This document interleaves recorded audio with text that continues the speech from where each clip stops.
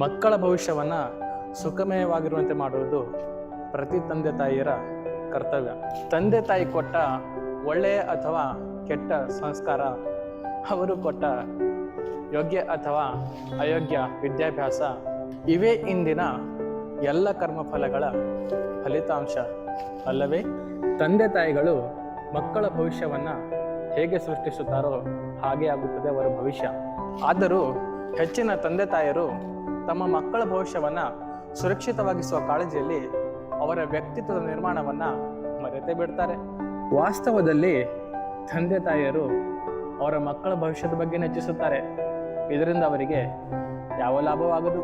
ಆದರೆ ಯಾವ ತಂದೆ ತಾಯಿ ಮಕ್ಕಳ ಭವಿಷ್ಯವನ್ನಲ್ಲ, ಅವರ ವ್ಯಕ್ತಿತ್ವದ ನಿರ್ಮಾಣವನ್ನು ಮಾಡುವರೋ ಅಂಥ ಮಕ್ಕಳ ಆಧಾರವನ್ನು ಇಡೀ ಪ್ರಪಂಚವೇ ಕೊಂಡಾಡುತ್ತದೆ. ನೀವೇ ಯೋಚಿಸಿ.